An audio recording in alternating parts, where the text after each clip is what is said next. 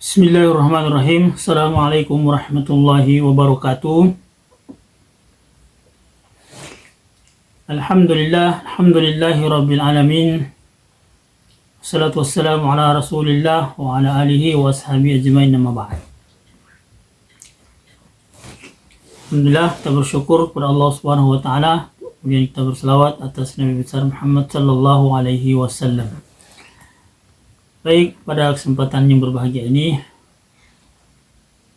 saya akan memberikan penjelasan tentang materi kuliah pada pertemuan yang keempat dengan tema tauhid atau konsep ketuhanan dan tauhid dan konsep ketuhanan. Ketika kita berbicara tentang Tuhan, berarti kita berbicara tentang sesuatu yang disembah, sesuatu yang diibadahi.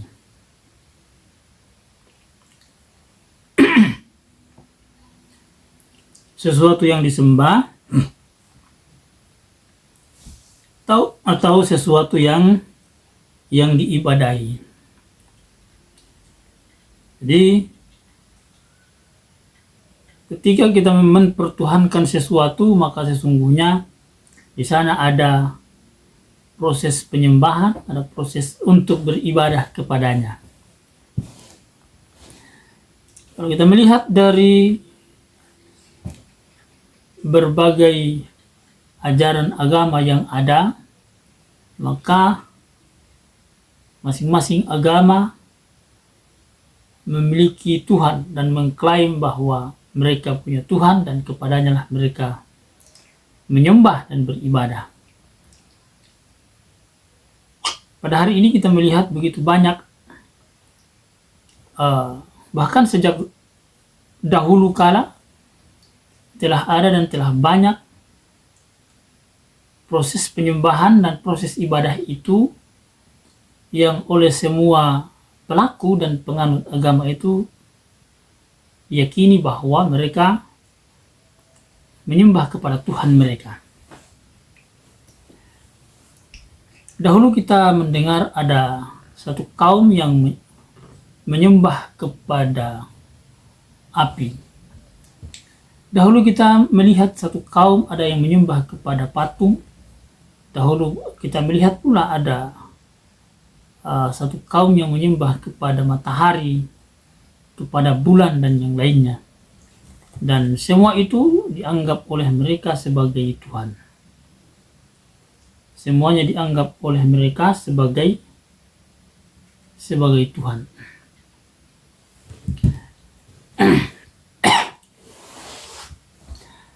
Bahkan sampai hari ini kita melihat masih ada yang menyembah kepada selain Tuhan yang sebenarnya, yang memang harus disembah.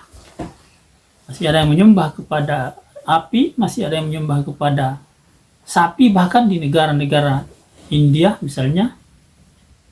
Tetapi kemudian datanglah ajaran, datanglah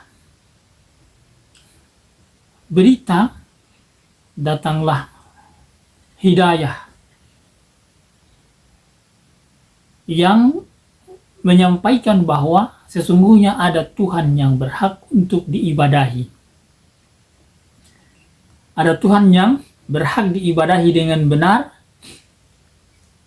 di mana Tuhan itu adalah yang menciptakan makhluk, yang menguasai segala yang ada, yang maha kuat, yang maha pemberi rizki,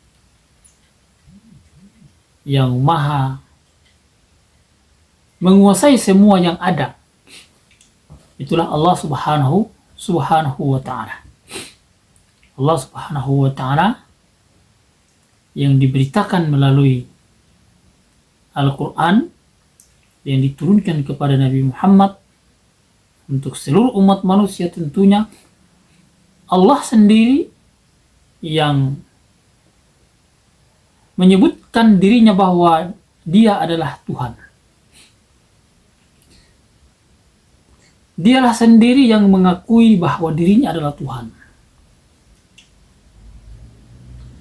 Allah Subhanahu wa Ta'ala. Allah Subhanahu wa Ta'ala. Dan ditegaskan bahwa tidak ada Tuhan selain aku. Tidak ada Tuhan selain aku, kata Allah Subhanahu wa Ta'ala itu. Kemudian diiringi dengan perintah, sembahlah aku, dirikanlah aku untuk mengingatku. Begitu yang disebutkan di dalam Al-Quran surah Toha ayat 14. Allah Subhanahu wa Ta'ala berfirman, Innani anallah, la ilaha illa ana fa'budni, fa'aqimis salata li dzikri. Innani anallah, la ilaha illa ana fa'budni, fa'aqimis salata li dzikri. Sesungguhnya aku ini adalah Allah, tidak ada Tuhan selain aku, kata Allah Subhanahu wa Ta'ala. Maka sembahlah aku dan dirikanlah salat untuk mengingatku. Ini adalah konsep ketuhanan di dalam Islam, yang konsep ini datang langsung dari Allah Subhanahu wa Ta'ala, Tuhan yang berhak untuk diibadahi dan disembah. Disebutkan di dalam Al-Quran surah Toha ayat 14. Innani anallah, la ilaha illa ana fa'budni, fa'aqimus salata li dzikri. Maka semua yang beragama Islam yang telah mengangkat persaksian untuk mempertuhankan Allah Subhanahu wa Ta'ala tersebut harus mengesahkan Allah Subhanahu wa Ta'ala semata di dalam beribadah, di dalam menyembah kepadanya, di dalam menyembah kepada Allah Subhanahu wa Ta'ala. Karena di sana Allah Subhanahu wa Ta'ala telah menjelaskan, la ilaha illa ana, tidak ada Tuhan yang berhak diibadahi kecuali aku, kata Allah Subhanahu wa Ta'ala. Dan itulah tauhid. Itulah tauhid. Mengesahkan Allah Subhanahu wa Ta'ala semata di dalam beribadah dan tidak menyekutukan Allah Subhanahu wa Ta'ala. Dan ini merupakan pokok yang dibangun di atas semua ajaran sesungguhnya. Ini adalah pokok, fondasi dasar yang dibangun di atas ajaran agama Islam. Inilah pokok fondasi dasar yang dibangun di atas semua amal perbuatan. Semua amal perbuatan. Dan ketahuilah bahwa inilah yang diajarkan oleh semua nabi dan rasul yang diperintahkan oleh Allah Subhanahu wa Ta'ala. Yakni yang menjadi Tuhan kita semua adalah Allah Tabaraka, Allah Subhanahu wa Ta'ala. Allah Subhanahu wa Ta'ala. Maka setiap kaum muslimin, bahkan setiap manusia yang hidup di atas permukaan bumi ini, wajib mentauhidkan Allah Subhanahu wa Ta'ala. Wajib mengesahkan Allah Subhanahu wa Ta'ala. Baik, maka lebih jauh dari itu kita akan berbicara tentang tauhid. Berbicara tentang tauhid, sebagaimana disebutkan bahwa tauhid itu ada tauhid rububiyah, ada tauhid uluhiyah, dan ada tauhid asma wa sifat.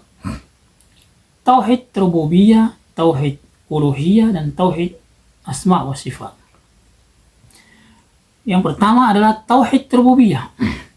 Tauhid rububiyah yaitu menyatakan bahwa tidak ada Tuhan selain Allah Subhanahu wa Ta'ala yang menciptakan semua makhluk. Tidak ada Tuhan selain Allah Subhanahu wa Ta'ala yang memberikan rizki. Tidak ada Tuhan selain Allah yang menguasai semua makhluk. Maka tauhid rububiyah ini adalah tauhid yang mengakui bahwa Allah Subhanahu wa Ta'ala yang menciptakan semua makhluk, yang mengakui bahwa Allah Subhanahu wa Ta'ala yang memberikan rizki, yang mengakui bahwa Allah Subhanahu wa Ta'ala yang mengatur semua kehidupan, yang mengakui bahwa Allah Subhanahu wa Ta'ala yang menghidupkan dan yang mematikan semua makhluk, dan tidak ada sekutu baginya, bukan yang lain-lain. Allah Subhanahu wa Ta'ala yang melakukan semua itu.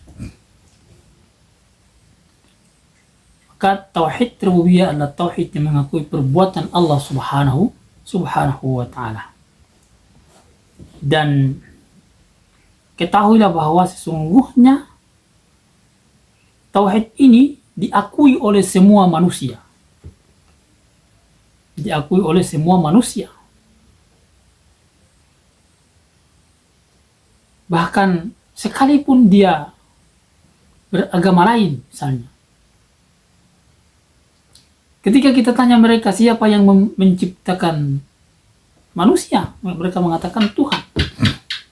Ketika kita bertanya kepada mereka siapa yang menciptakan alam semesta ini, mereka mengatakan Tuhan. Siapa yang menundukkan matahari dan bulan, mereka mengatakan dan menjawab bahwa mereka yang melakukan itu semua adalah Tuhan. Dan ini telah disebutkan oleh Allah Subhanahu wa Ta'ala di dalam Al-Quran, surah Al-Ankabut. Surah Al-Ankabut ayat 61.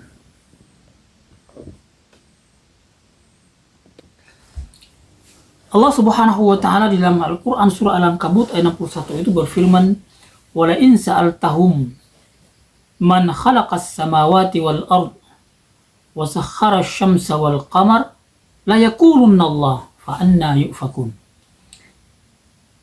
Wala in sa'altahum man khalaqas samawati wal ard. Sesungguhnya jika kamu tanyakan kepada mereka siapa yang menciptakan langit dan bumi, siapa yang menjadikan langit dan bumi,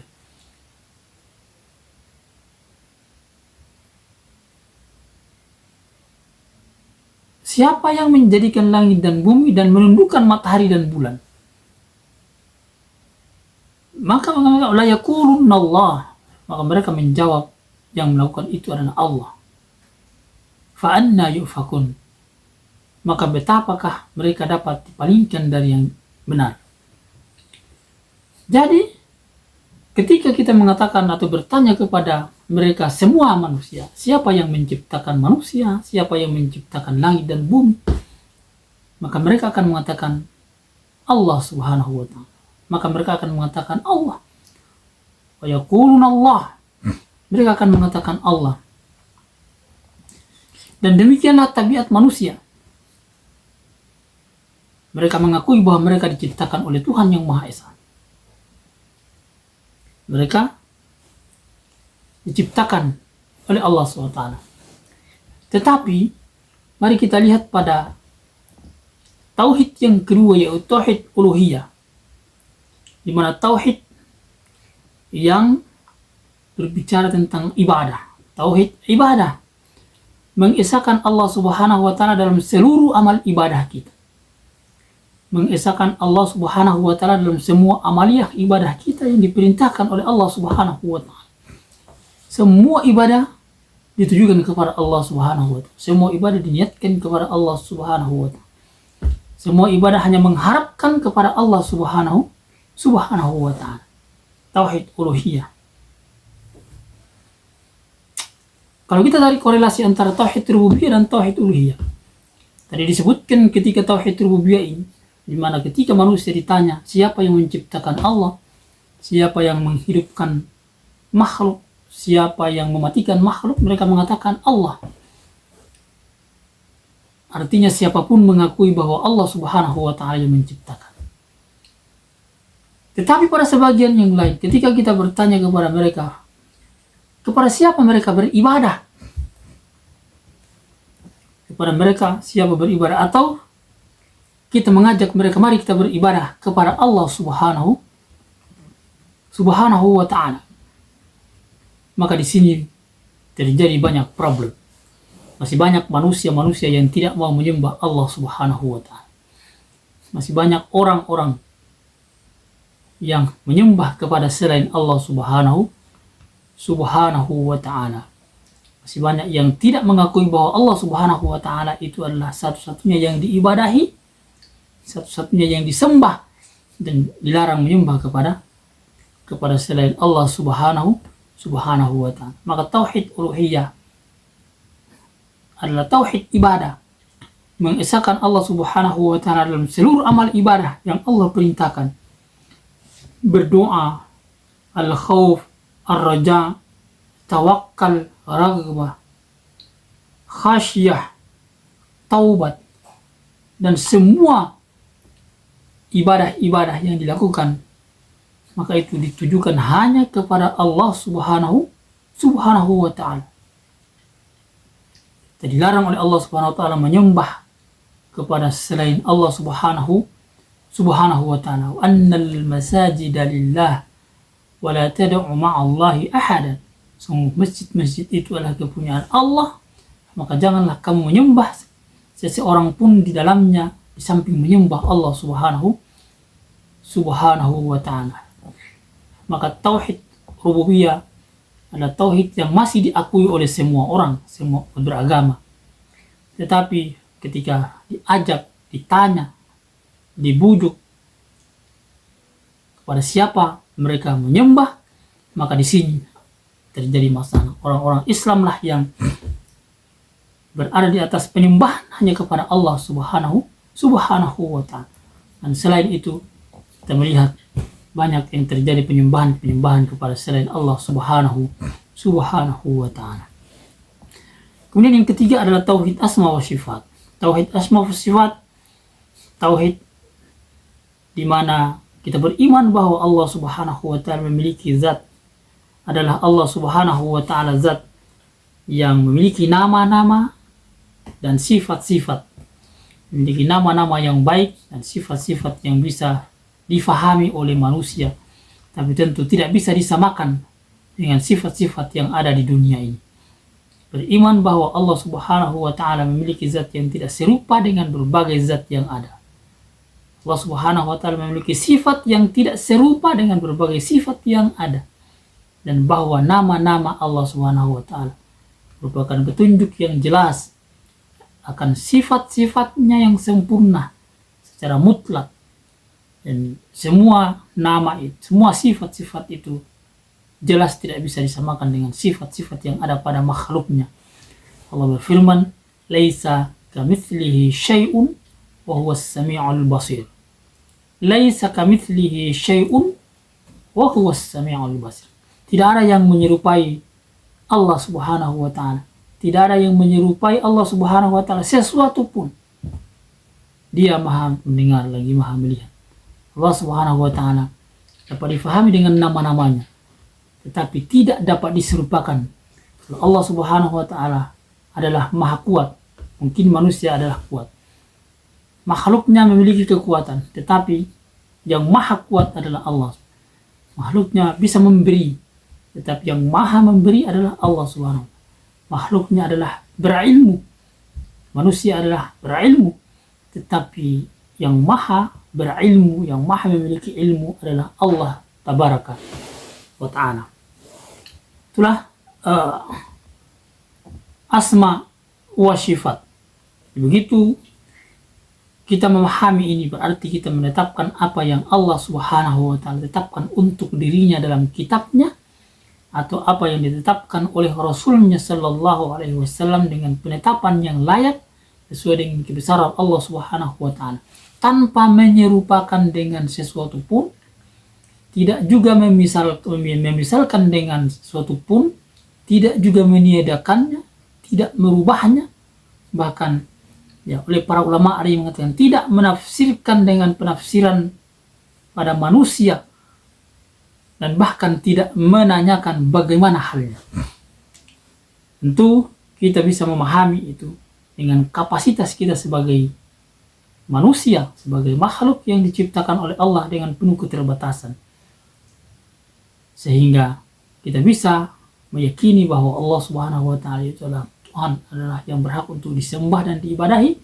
Tidak ada Tuhan selain Allah, dan tentu kita memahami bahwa kita beribadah hanya kepadanya subhanahu wa ta'ala. Baik, itu yang berkaitan dengan tauhid yang paling penting untuk dijelaskan kepada kalian semua. Mudah-mudahan ini bisa difahami, dan tentu saya berharap kalian bisa menambah referensi, memperkaya hasanah pemikiran, hasanah keyakinan, kepercayaan, hasanah intelektual terkait dengan tauhid, konsep ketuhanan kita ini. Ini yang dapat saya sampaikan. Demikian, wabillahi taufiq wal hidayah. Wassalamualaikum warahmatullahi wabarakatuh.